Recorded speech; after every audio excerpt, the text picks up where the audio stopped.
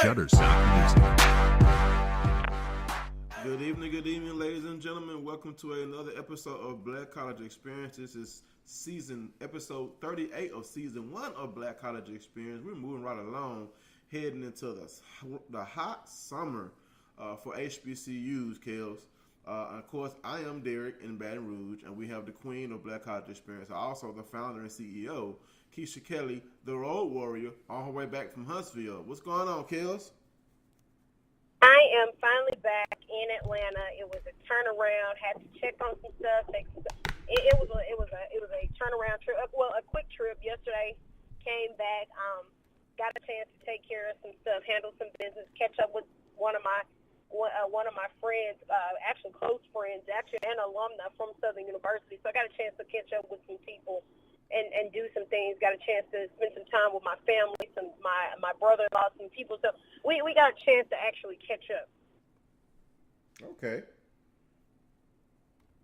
All right. Well, it's always good to catch up with your family. You know what I'm saying? Absolutely. Most definitely. So you said you wanted to start it off. I think this will be your first ever Black College Experience rant to start off the show. This is.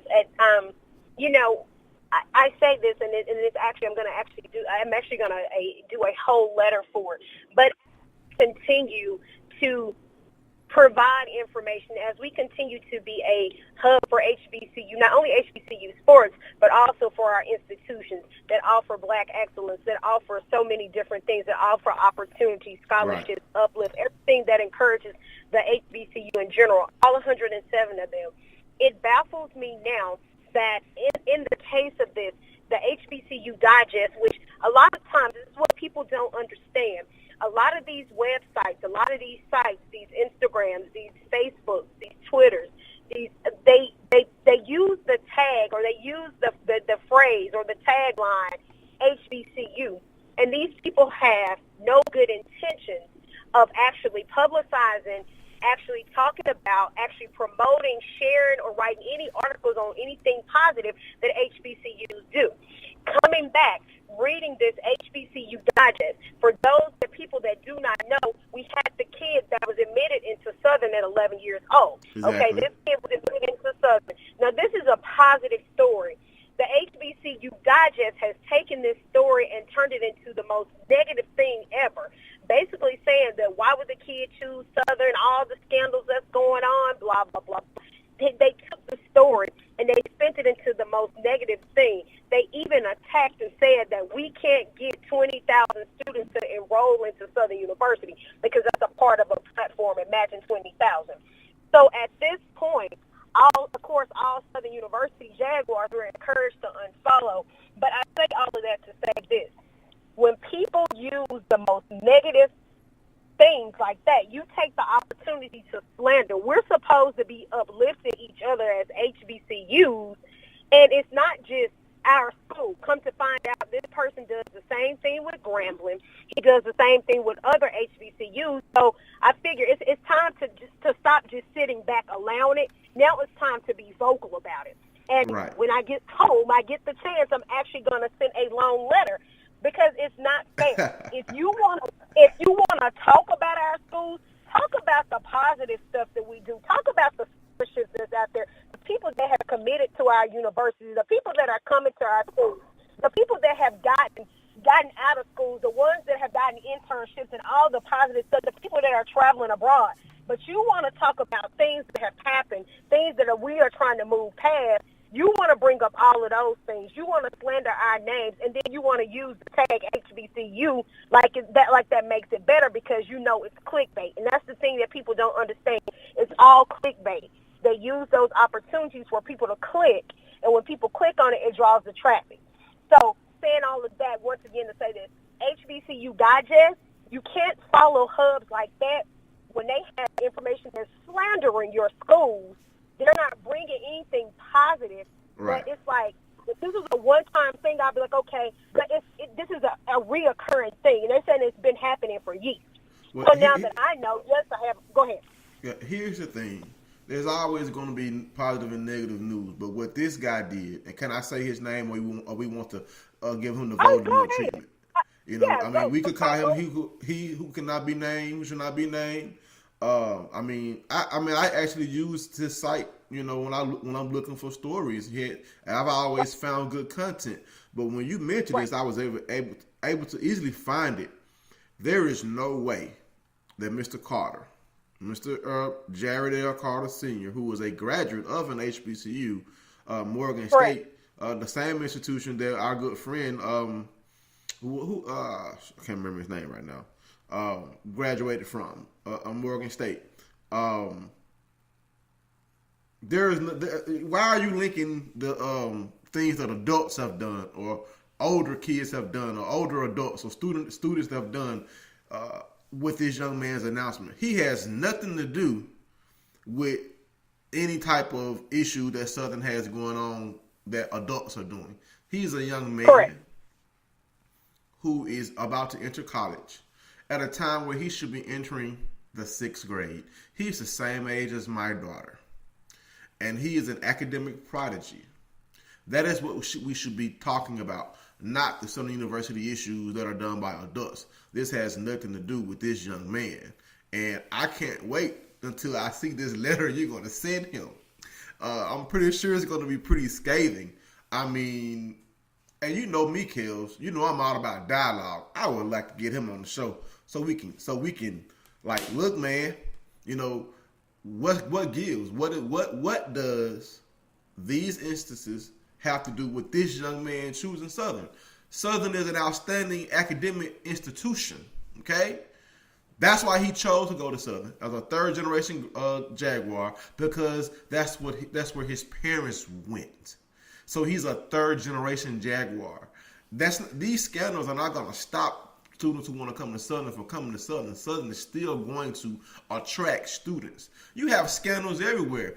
He's a graduate of Morgan State. Morgan State, guess what? Southern APR issues are in the clear. Guess who's not? Morgan State. I'm not trying to down Morgan State, but I'm just saying, sweep in front of your own front door. You know what I'm saying? Correct. I mean, I'm only saying that because he's attacking Southern University. And that's my sister school. That's your school. Therefore, he's attacking me twofold. You know, we really shouldn't be going on attacking. This was a positive. If he wants to write about the scandals, write about the scandals. But wrapping this young man's academic achievement, his future, into, why should he choose Southern? Because they have these countercultural or misconduct and blah, blah. Okay, that happens everywhere. That happens at the top of our government all the way down to the bottom of our government. And law enforcement and all forms of society, you have instances where adults make mistakes or do things that they shouldn't do and get caught. And it's a black eye on their jobs, on their institutions, on their families. Those people have to deal with that. This young man has nothing to do with those instances. All I care about is this young man, at 11 years old, is going to be enrolling into Southern University as a freshman. An academic prodigy, which we don't get a lot of those. You know, definitely not at HBCUs. So we're going to talk about the positive, not the negative. So, yeah. And it is, you know, and like I said, I stand for 107 HBCUs, including his own.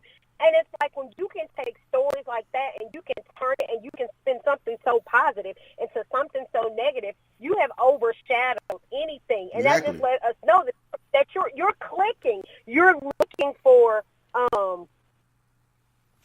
you're literally looking for a store. You're looking for attention. You're looking for traffic. You're looking for followers. And that's exactly what you're doing.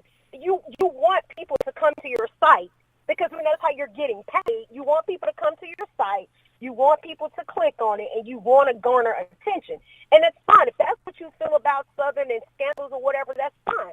That's a separate issue, and we still will get on you about that issue as well. But you don't take a kid and use as a target and then say, this is what you're doing. And then you took this whole fact that we're trying to register or trying to get enrollment up, which every school should be doing. You took that and you completely took it out of character. Exactly. That's one of the reasons that really hit the spot, because not only did you take an 11-year-old and twist the story, you took something as positive as trying to get enrollment numbers up once again that every HBCU needs to do, and you took it out of context all on the fall of you trying to get attention. Whatever you mad about, you might want to fix that. Exactly. I mean, like I said, I don't understand his motive. Well, you said his motive, clickbait. That had to be to try to spin such a positive story into a negative story, because, like you said, all of our institutions need to raise their enrollment, and we all need to have more students on campuses, more students in classes, more students receiving degrees at the undergraduate and graduate level. So we're all trying to achieve the same goals. And like I said, I can't wait until I see the letter you're gonna write. I know you probably gonna let him have it, because that's your school, and anybody who knows you defend the blue and gold. It's really disturbing. It's one of the most disturbing. It's one of the, anytime you just really go for any HB, and then the thing, once again, it's not like, it'll be different if he didn't graduate from an HBCU. Sir, you came from an HBCU. You come from this. This is like you come from the same dirt we come from. So why is it that you feel the need to attack as if Morgan State never has any issues, like they don't have anything going on? And that's fine. One of my great friends that's also PR, she graduated from Morgan State. So I have nothing but respect for Morgan State. But to do something like that as an alum, that says a lot about you as an alumnus of that school. You're making yourself look bad, and then you're representing that school. Exactly. I mean, and then he's a father. So, of 3 young kids, which one of his children may end up being the next academic prodigy to attend an HBCU. And I'm pretty sure he's not going to want anyone, wrapping his child's academic accomplishment into such negative, news like that. But, wow, Kills. I mean, I knew about the young man, but I did not know about this story until you told me about it. We could have a whole show, a round table of SWAC and MEAC alums that we know and discuss this issue on why HBCU alums or why HBCUs graduates or students do things like this. I mean, to me, it doesn't make any sense. So, right. That's a rant. You got me started. Wanting to go once I saw what he was saying. Like, wow. But I mean, it was terrible, and I was just like, I was like, it'll be a case. I'm actually going to sit down and think this out, because I don't want it to be she came at me in an attacking manner like she was mad. No, I'm going to sit down and I'm going to think about this, because I think it's very tacky. I think it's very tasteful. I think it's very bad when at this time, in this point in time, where HBCU should be standing together, because if they could close us all down with one click of a light switch, they would close all of us down together. Where they're somewhere trying to take money, they're cutting budgets, they're cutting money all the time for our schools, and you up here writing stuff, talking about scandals and stuff that don't even mean anything. Wow. Yes, indeed. So we're going to go ahead and talk about our first story. Well, that's the second story, because this was the first one, this rant. We could go for an hour talking about this subject here, because you know me, Kels. You know me. I know how to stand my ground on things. That's one thing about me. But someone who is not only standing her ground, but making political ground, is a Spelman graduate who could potentially be the next governor of Georgia.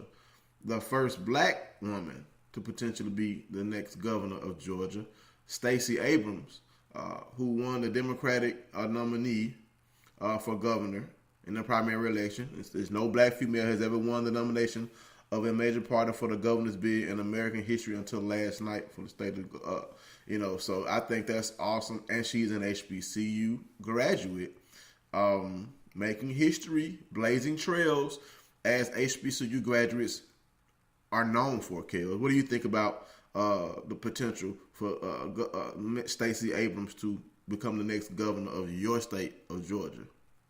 Well, it's a mixed thing. I'm pretty excited. Of course, y'all know it's everything HBCU. I do. I hop on it. I was super excited to know. And like I tell people, the race wasn't even close. You have some people, you have a lot of negative people. Oh, she's not going to win this and that, third, whatever. But the point is that she won the primary. So she made it past this first round. Now we're going to need to actually turn out and vote. And like I tell people, the future is female. The female is what's popping right now. The female is doing it. And I tell people, y'all didn't think that Atlanta was going to have a mayor named Keisha. Keisha, of course. We love the name Keisha. So now you got a mayor named Keisha that is also a graduate of Florida A&M University. So you got another HBCU grad that's rocking out. And across the board, you have so many constituents here in Georgia that are HBCU grads. I'm talking about Southern Law. You got so many across the board that people don't know about until, of course, we talk about it when we post it. But I'm excited. I'll be out there again. I don't care if it's raining, whatever it's doing, because that day it was raining. I don't care what it's doing. I'm going out there to vote. And, you know, people try to get you to see all the things, and I did. I actually read both platforms, and I do. And I was like, all right, you know, she got my vote. It is what it is. Like I said, across the board, the numbers between her and Evans weren't even close. Exactly. He's talking about 130, 140. I mean, she was like double, almost triple the amount of votes that Evans had.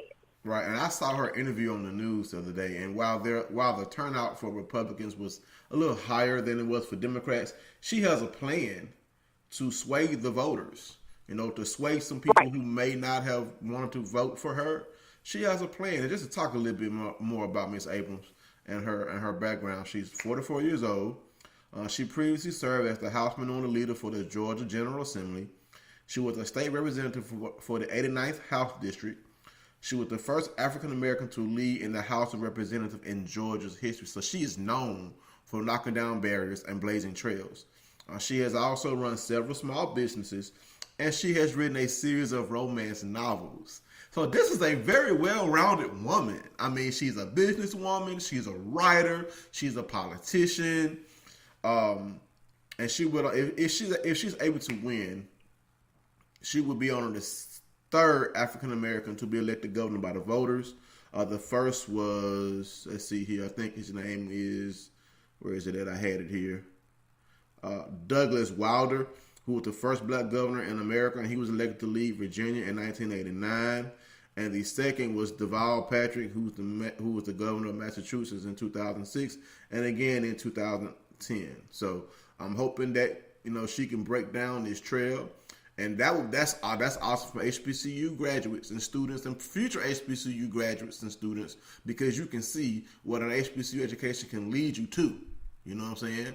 You know, potentially the governor's mansion in the great peach state of Georgia, Kels. Right. So, all right. So moving right along to our next story of the night. Baseball season is dwindling down. And, you know, in the SWAC and in the MEAC, we have two champions. Of course, Texas Southern is the champion of the SWAC, and North Carolina A&T is the champion of the MEAC. Well, you know, what comes next is the regionals to try to get into the College World Series. And the brackets will be predicted or selected on tomorrow, so we will find out where our HBCU teams will be going and who they will be playing against. And, of course, we know our HBCU teams, you know, they're going to do their best. They're going to go up against some powerhouse teams. But, you know what? The game has to be played on the field. We will talk about, you know, the regional selections next week, you know, and update you on the progress of the regional. Hopefully we have some HBCU upsets, Kels.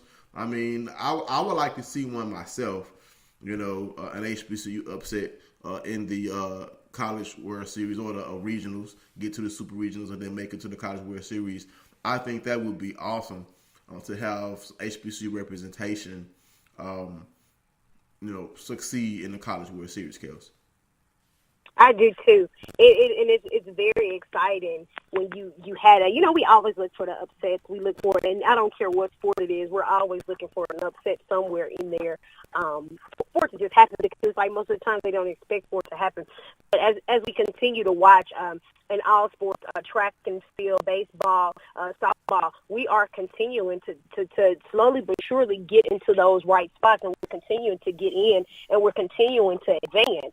Even when we get into, when we start talking about track and field, we're continuing to advance, going places that people didn't even imagine. So it's becoming more exciting.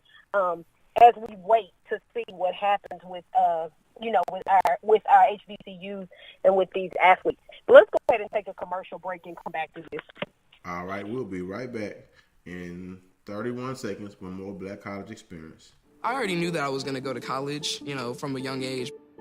I definitely want to major in political science. After that, I'm going to get my law degree. Then I'm going to come back to Detroit, boost the economy, become the mayor or something, try to make the situation better for other people. I feel like I owe it to the city. I'm determined. It's going to happen. My name is Justin, and I am your dividend. We're back with more Black College Experience, Kels. And, we've been talking about, some stories going on in HBCU world, some interesting stories. Not all sports related, because we're not just sports. We talk about everything that affects the HBCU arena.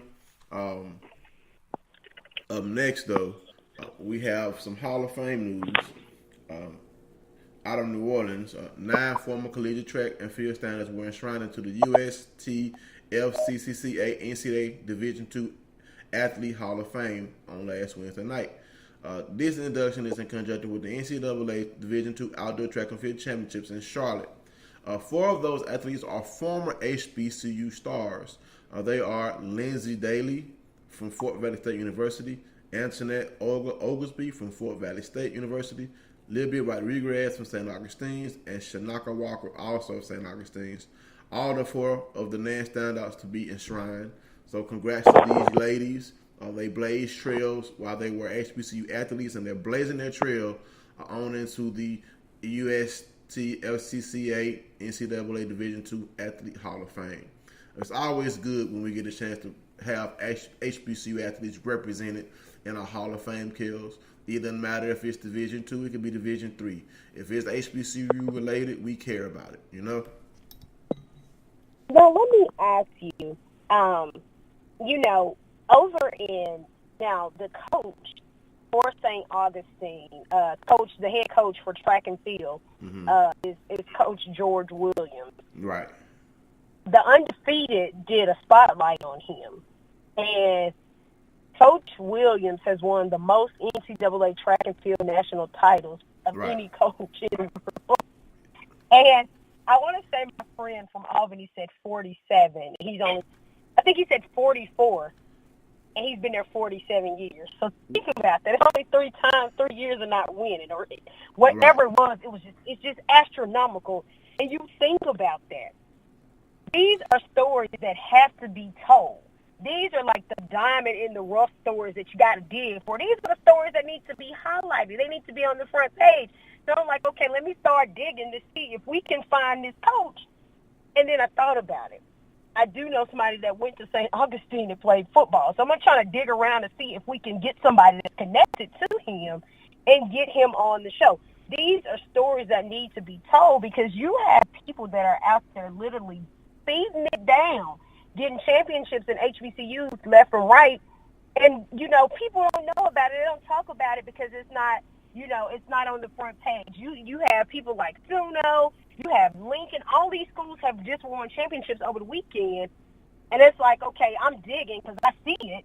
But everybody doesn't know about all of these things that are going on with our HBCU. So we have to, like you said, we have to put it out there. Right. And that's the thing. He was going for his 40th title, but unfortunately St. Aug's fell short to earn that 40th NCAA Division II championship in his 6th straight men's outdoor title. They fell short on the final day. The Falcons relied on sprinter Brandon Valentine Paris and javelin thrower Najera Jackson to place 4th in the nation behind the eventual champion Texas A&M Kingsville. Valentine Paris placed 3rd in the 400 meters dash and 4th in the men's 200-meter dash, and Jackson finished 2nd in the men's javelin throw. Jackson threw a season-best 234.9 on his first attempt. The men's 4x400 unit of Evans, Shaquille Deal, Kimmins, and Valentine Paris placed 2nd. And the 4x100 relay team of Demir Gilbert, Adrian Kimmins, Dontarian Evans, and Valentine Paris placed 4th. Dakari Hightower won the high jump title out of St. Aug's. To run down the NCAA Division II HBCU Outdoor Track All-Americans on the men's side, congratulations to Roberto Smith out of Lincoln, Missouri. He's the 100-meter dash All-American. Brandon Valentine Vincent Paris and Odu Hazel. Hazel out of Claflin, of course, Paris out of St. Aug's. They are the All-Americans for men's 400-meter dash. Men's 800-meter run out of Albany State, Joshua Ajero. Out of Central State, Juan Scott for the men 110-meter hurdles. For men 400-meter hurdles, Timor Barrett out of Johnson C. Smith. A men 4x100-meter relay out of Lincoln, Missouri University, Javon Gray, Roberto Smith, Stephen Rose, and Shaquille David. Also St. Aug's, Demir Gilbert, Brandon Valentine Paris, Adrian Kimmins, and Dontarian Evans. Men's 4x400-meter relay, Dontarian Evans, Shaquille Deal, Adrian Kimmins, and Brandon Valentine Parrish. High jump, of course, High Tower out of St. Aug's, Jackson out of Albany State. Men's triple jump was Kazan David out of Lincoln, and men's javelin throw was Najer Jackson out of St. Augustine. So, congratulations to all the athletes who did well in the Division II championship. The St. Aug's women kills also put on an awesome show, but they fell short of the championship. Lincoln's Missouri women won the championship, 2 HBCUs vying for their title. They finished first in 3 events and scored 60 points to win the track and field championship at the Beck Urban Complex on May 26th. Diana Caldwell, Renee Melly, and Christine Moss each turned in 3 All-American performances, including in the 4x100-meter relay where they teamed with Shannon Vandenberg to win the race. St. Augustine's women, Shannon Quinton put on a show at the championship on Saturday. She ran away with national titles in the 400-meter dash, 400-meter hurdles, and 4x100-meter relay team, leading to a national run-up finish for the Lady Falcons. She's blazing fast, Kills. And St. Aug's always, has Olympic athletes. I think this young lady, Shannon Calawan, is going to be the next one. She's only a sophomore. Kills? I'm here. I'm okay. here. All right, and just to run down the All-Americans for the women. The women 100-meter dash was Renee Medley out of Lincoln, Missouri. 200-meter dash, Renee Medley out of Lincoln, Missouri, and Christine Moss also out of Lincoln, Missouri. 400-meter dash, Shannon Calawan and Amanda Crawford, both out of St. Aug's. Renee Ambersy out of Lincoln, Missouri. Women's 400-meter hurdles, Shannon Calawan out of St. Aug's. Women's 4x100-meter relay out of Lincoln, Missouri, Diana Caldwell, Renee Medley, Shannon Vandenberg, and Christine Moss. Also, St. Aug's, Shannon Calawan, Leah Barker, Aid Hunter, and Amanda Crawford. Women's 4x400-meter relay, St. Aug's, Aid Hunter, Amanda Crawford, Leah Barker, and Shannon Calawan. Lincoln, Missouri also had a squad, Sigel Brown, Renee Ambersley, Shanice Clark, and Christine Moss. Women's high jump, Jade Jordan out of Virginia State. Women's long jump, Diana Caldwell out of Lincoln, Missouri. Women's triple jump, Diana Caldwell again out of Lincoln, Missouri. And also out of St. Aug's, Mizati Tishopo. And the discus throw is Jay Gilliam out of Virginia State. Congratulations to all of the HBCU track and field All-Americans, Kels. Whew, that was a lot to say. I got tongue-tied with some of those names, Kels. That was, and you named them all, one by one. Hey, we got to give you that. If they put like this here, Kels, we want our show to be spread. Let's just say if I go down the line and I leave somebody's name off, then we gonna get a nasty message like you didn't say my name and I was All-American. You didn't say my name. Yes, because even when we start talking about yesterday, these people are now, and I put in parentheses, I'm still updating. And so it was like, okay, what about Central State? Like I started getting the what about, and I'm like, look, it's still an update. So I totally understand. Yes, indeed. I mean, like, it's so many HBCUs, just 2 of us. We're going to try to get as many in as we can. Staying in the CIAA, I can't remember if we said this last week. Did we talk about Cleo Hill being named the new men's basketball coach? I can't remember if we did or not. For Alabama A&M, we did start talking about it. Well, this is out of Winston-Salem State. I'm sorry. In the Oh, CIAA. no. I'm thinking about, no. We talked about Alabama A&M. No, we didn't talk about Cleo. So we didn't talk about him. No, we didn't. So, Cleo Hill Jr. has been named the new men's basketball coach at Winston-Salem State. There were 104 applicants, and, Cleo Hill Jr. was selected. He will look to take Winston-Salem State University and rebuild this program, hopefully get them competing in the CIAA and also in the end into the tournament. So, according to Elwood Robinson, they're thrilled to have Cleo Hill on board. So I guess we'll see, how Hill does. He was previously the head coach at Shaw from 2008 to 2015, where he led the Bears to a 116-67 record in 7 seasons. In 2011, he guided the Bears to a CIAA championship and appearance in the Division II Atlanta Region tournament. So this is a winning coach. So we're going to see how he does with his next stint in the CIAA. And I guess we'll see how Cleo does. Yeah, for people that don't know, this is actually, I think this is their 9th coach. This is their 9th head coach in basketball. This is their 9th head basketball coach. So, like you said, this is a winning coach. So we're going to see what's going to change and what they're going to bring. I'm honestly, and I think it's because of HBCU game day, Stephen Gate there. I am a fan of Winston-Salem State. So, we'll see. But like you said, it's a winning coach. So it gets pretty exciting. It gets pretty exciting from here. Yes, indeed. Now, last story in the CIAA, then we're going to probably jump back up to the SWAC. And this is something that I learned. Because I inboxed you about it, and I was like, well, I didn't know that, but now that I know, oh well. But, we've had a couple schools do some jumping around in conferences. Well, one CIAA member has decided to leave the CIAA in most of their sports, but 2 sports will remain. But it's funny that this school is not a HBCU historically, but they've been a member of the HBCU conference CIAA for a long time. That is Chowan. They will be leaving the CIAA in all sports except for football and bowling. They will remain a CIAA associate member for those 2 sports, but they will be joining the Conference of Carolinas. We've had a lot of HBCUs jump conferences, leave conferences. Now we have a non-HBCU school who to me is an HBCU because, hey, you're in our conference, you're one of the family. You know what I'm saying? That's how we look. We adopt you. You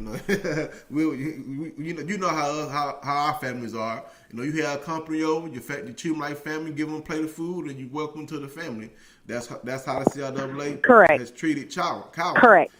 But they're now joining the Conference of Carolinas. I think prior to that, being in the conference for so long, because honestly, being in this conference, like you said, you over here, your family. So I thought that Chowan was HBCU as well, because you're over here housed with the rest of us. And so it's like, okay, but I got an opportunity to interview a kid from Chowan when I was in Virginia in January, and he played football, and I think his name was Mondo. But it's becoming that more and more of our, more and more of these schools are changing conferences. But I think the funny thing to me is when you change, but you leave some sports in the conference. And I want to say that maybe they think those are the more competitive ones. I guess it just depends. But we're seeing that more and more. I mean, we saw Claflin do it. We saw Hampton do it. We're seeing Chowan do it. So more and more of these schools are turning conferences, and they're keeping some of their sports in the conference, and they're going to the other conference with the remainder of the sport. Yes, indeed. Well, it appears like Chowan, I got my southern drawl, was an associate member of the Conference of Carolinas in 8 sports: men's and women's soccer, women's swimming, men's and women's lacrosse, men's and women's tennis, and women's golf. Chowan introduced men's swimming program in the fall 2018 that will compete immediately in the CC, along with the women's program. The Hawks baseball team will also enter the CC in 2018-2019 academic year after playing as an independent for the 2018 season. So, they're still going to be competing in football and bowling, sports that they have had some success in. So, I guess we'll see how this complete transition back to the Conference of Carolina as a full member will work out for Shawan. But you're still a member of our HBCU conference as a football and bowling member, so you're still part of the family. You know what I'm saying? We ain't gonna kick completely out the family. You know, but moving right along. Some news out of the SEAC. Albany State was eliminated by my home state, Mississippi College, in the Division II Baseball South Regional. A 6-2 defeat eliminates and sends Albany State home. So they've had a pretty good season, but the Golden Rams fall to Mississippi College in the South region. Also, CAU athletes claimed the SEAC Citizenship Award. That's an award where in all of the HBCU athletes at the institutions, the athletes, do community service. And me, kids, as a member of a fraternity, community service is near and dear to my heart. So it's good to see these athletes getting out and not just playing sports, not just doing their homework and studying and making the grades. They're helping out in the community, to improve the citizenship award for their community outreach efforts. I think that's amazing, kids. What do you think about Clark Atlanta student athletes claiming the 2018 CA? Well, one of the things that that we tend to gravitate towards, or what we tend to forget, we tend to think a lot of times that because they're student athletes, that's all they do. They play sports and that's it. A lot of times we forget that they're doing a lot more things than just playing sports. They're doing things in the community. They're mentoring. They're reaching out. And that's part of being a student athlete, because we deal with student athletes on a daily basis. We understand. And I think it's always, Bob, a great thing when you can show. It's just like when they go into professional sports. You're showing what you can do on the court, on the field, off the court, off the field, because a lot of times we get caught up in fandom. We don't even realize that these athletes are real people, right, and that they do things off of the field as well as on the field, on the court, wherever it is. A lot of times we get caught up in being fans. We don't realize the philanthropy that they have that follows under their platform. You have so many athletes that are not even just athletes. You have fraternities. You have so many people that are creating scholarships for kids that are going to HBCUs. They're creating scholarships, not under the terms of their fraternities or sororities. They're creating those scholarships because they want to advance an opportunity to another student, because opportunities have been advanced to them. Right. So you have people that are doing stuff outside of what they're assigned to do or what they have been taught to do. And it's always a great thing when you see the kids, you see the students out here reading to the children, you see them out here mentoring, you see them out there cleaning up, you see them out there building houses. It's always a good thing, because all we know is they play a sport. That's what they're supposed to do, and that's what we look at. Exactly. I mean, the thing is giving back to your community. That's what it's all about.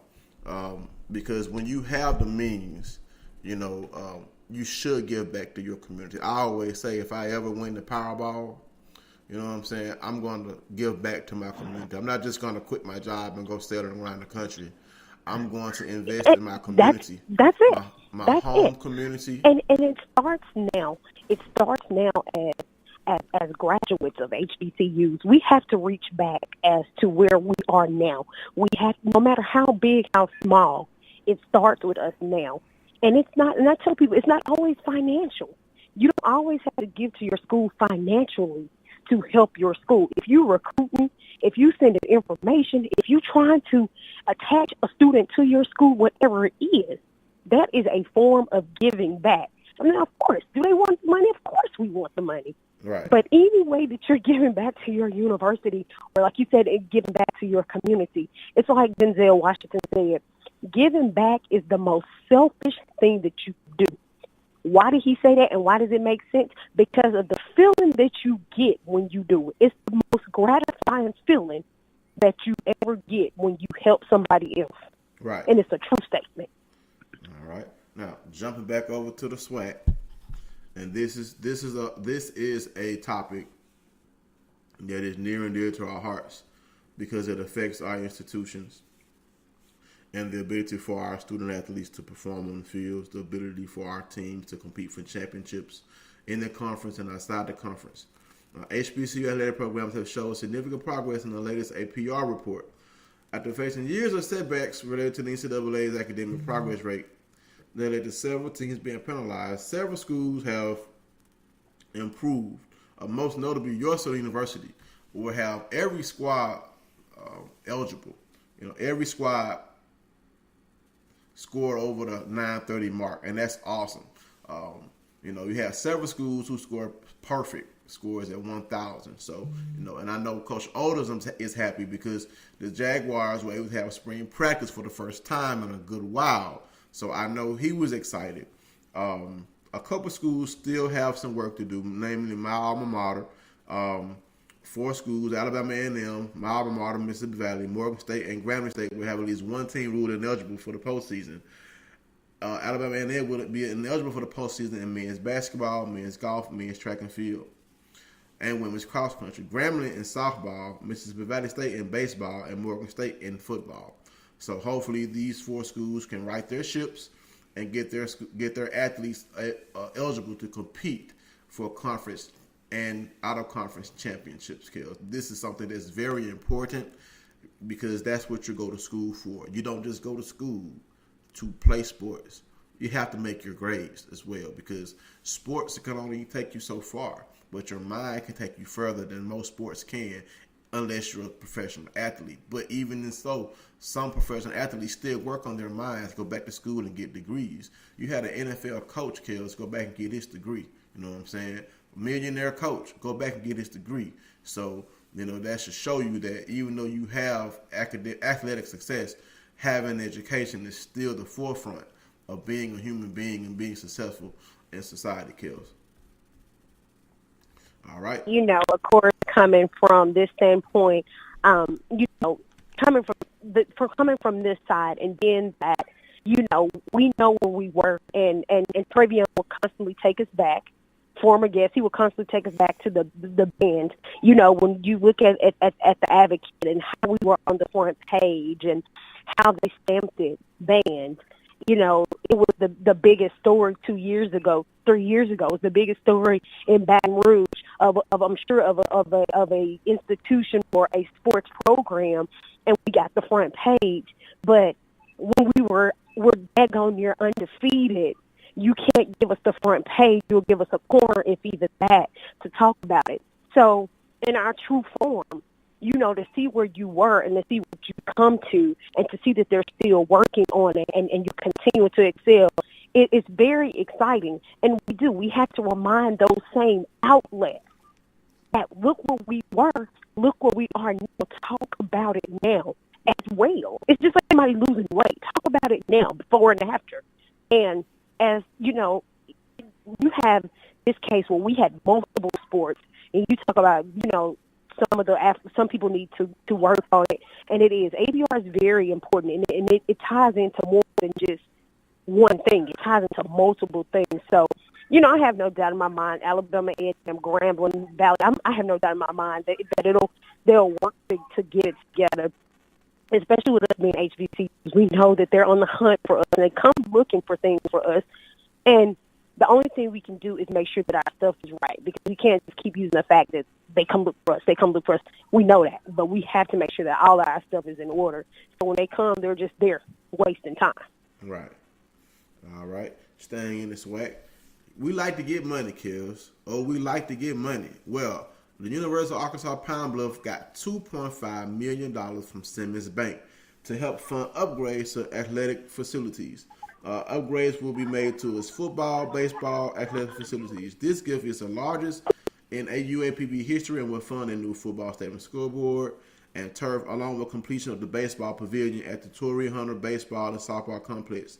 The gift is pending UA Citizens Board of Trustees approval. George A. Meckers Jr., chairman and CEO of Simmons First National Bank, said Simmons is honored to partner with UAPB to help students excel right here in our hometown of Pine Bluff. Kels, whenever we can get any type of funds, that's great. But just $2.5 million like that to help fund athletics, I think that's awesome. What do you think about this feat that we're a hub of sports. We love athletics. Athletics is our push, our pull, our lifeline. That's what we love, and that's what the basis of this show is on. That's the basis of the show. Is basically just that. The thing is when you get a situation where you get that kind of money to do a facelift on an athletic program, it's really great. And you look at it because it's like, okay, it's not like you're like, okay, well, like $200,000 goes to this department and $200,000 goes over here to this department. It's like all of this is pumping into your athletic department. It's going all to that program. Yes. So tell us your secret. Like, can y'all fly somebody over to Southern University or over to Mississippi Valley? Well, y'all got Tony Clayton doing. He's donating. He's building a pavilion. So y'all slide y'all secret over the Valley. That's fine. We and the rest of the swag wants in. We want to get some upgrades too. But I do. I love that. I love what they're doing. I saw that and I was like, wow. I love what they're doing.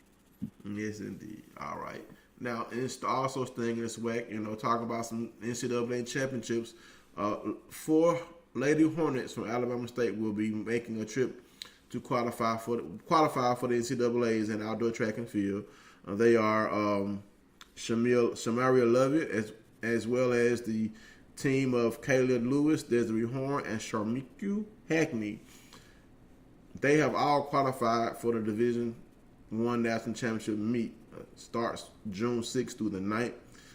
Notable performances: Jackson State's Justin Thomas and Azaria Foster each advanced to the quarterfinal portion of the preliminary round of the 100-meter dash and 400-meter hurdles before ultimately falling second short of a spot at the Nationals. Laval Davis of my alma mater also advanced to the quarterfinals of his event, the 400-meter dash, with a personal best time of 46.25 seconds, but he fell short of his bid to earn at the Nationals. So congratulations to all the SWAC athletes. Going to be trying to compete for championships against all the PWIs. We're going to be rooting for you. The MEAC also had a good bit of individuals represented.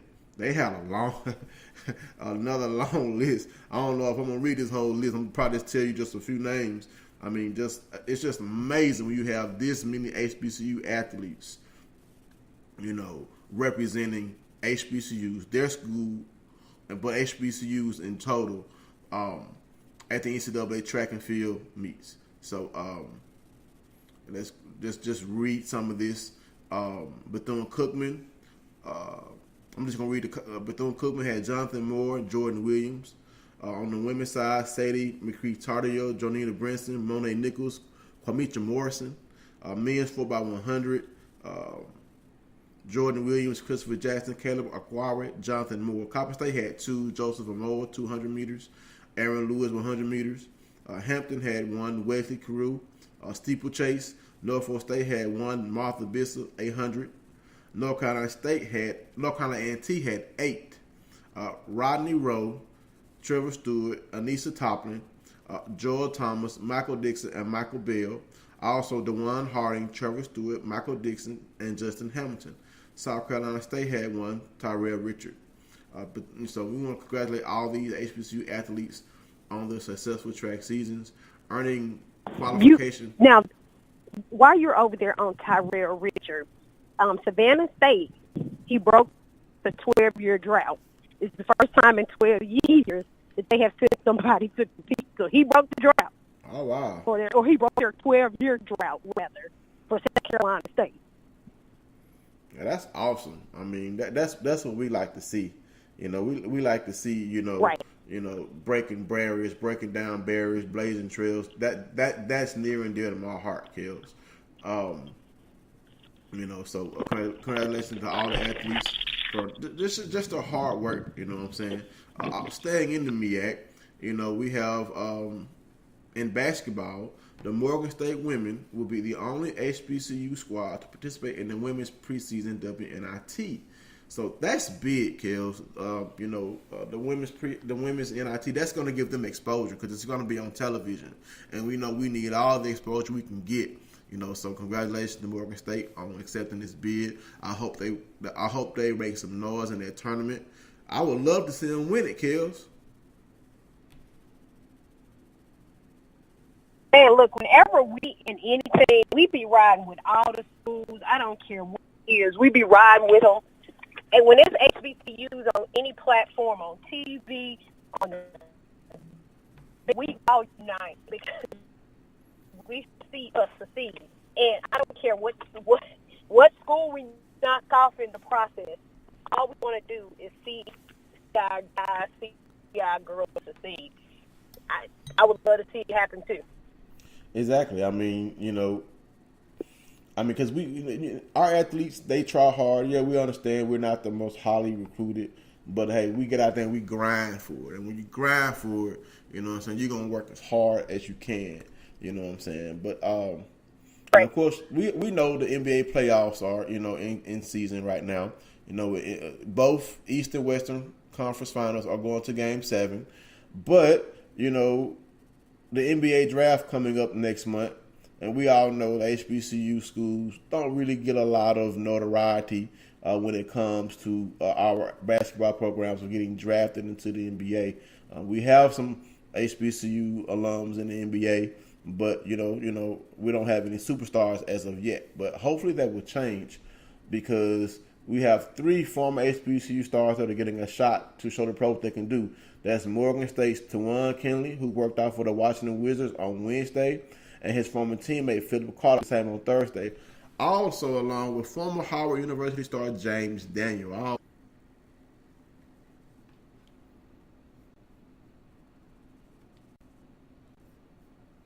Really, Spreaker?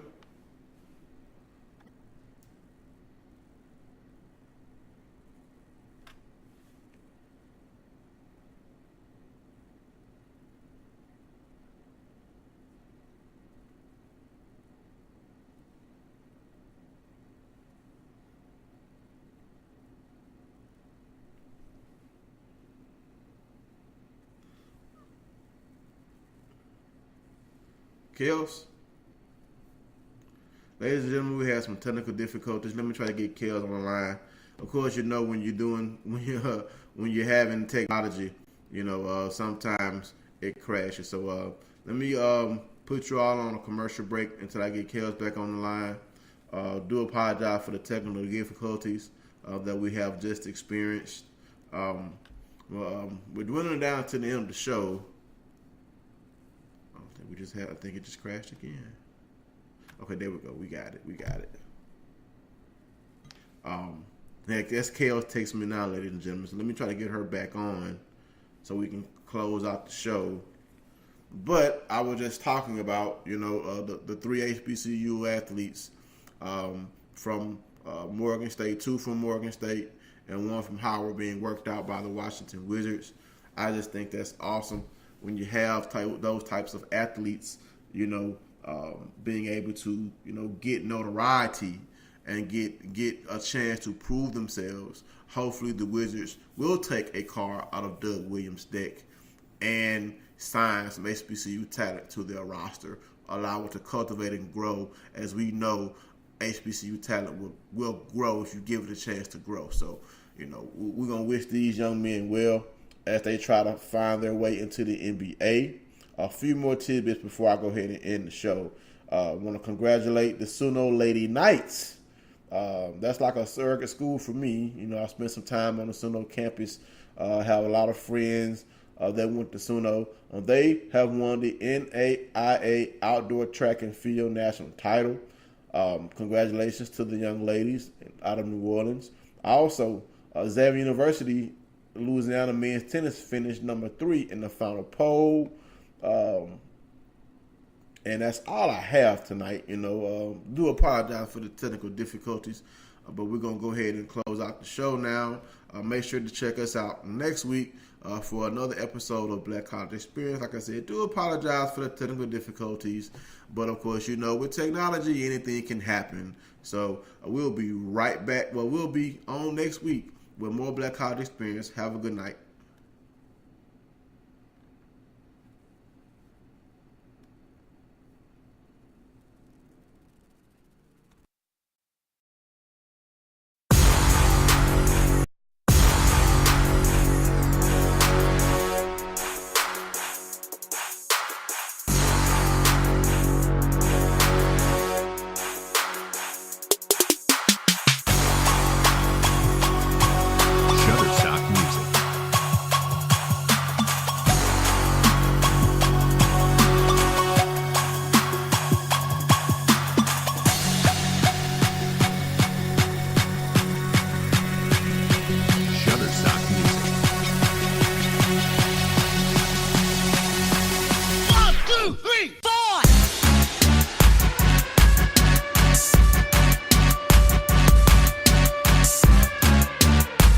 Shutterstock Music.